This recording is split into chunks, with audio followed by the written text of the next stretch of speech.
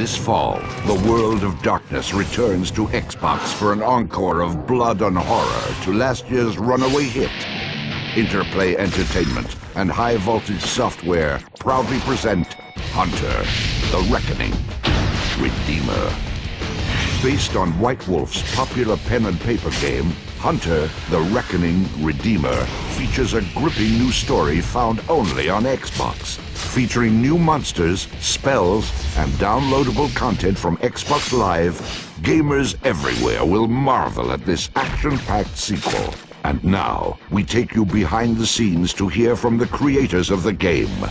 Welcome to Hunter, the Reckoning, Redeemer, the making of the game. The storyline for Hunter Redeemer takes place approximately 10 years after the first Hunter the Reckoning.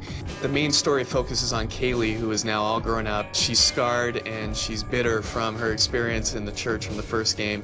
She's now a hunter herself, and she's noticed that something fishy is going down in Ashcroft with a new company called Genifex, which seems to be taking an ever-growing presence about town.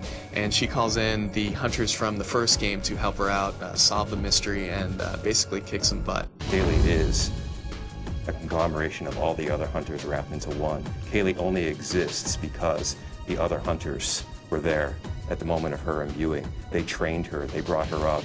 And basically, Kaylee is not going to be the average kind of person. Kaylee's parents were killed in front of her when she was little. And then from there, her whole life has been turned around. Her whole life has been turned upside down. And everything has been about becoming a hunter. Kaylee as a character is, she's very fast. She's in hand-to-hand, and she has her sword that she uses. Her gun, because it's sort of like a black powder gun, is a little bit slower. It has a lot of short-range punch, but it takes longer to reload, and there's longer time in between it. And then she, as far as her stats go, she's kind of balanced. She's a very balanced, interesting character. I've only developed on the Xbox and the PC, and I have to say that developing the Xbox is really easy. I get to work on things, and I see them right away. There's not a lot of transition time between it. It pushes a tremendous amount of information. We have so many monsters in our levels. Our levels are huge. I really enjoy working on it and not having as many constraints as some other platforms. Some of the exciting new things in Redeemer, it's got to be the level size alone in one case. Version 1 levels were huge. These are massive. Lots of gameplay area. New moves for the hunters, new weapons, fantastic new monsters.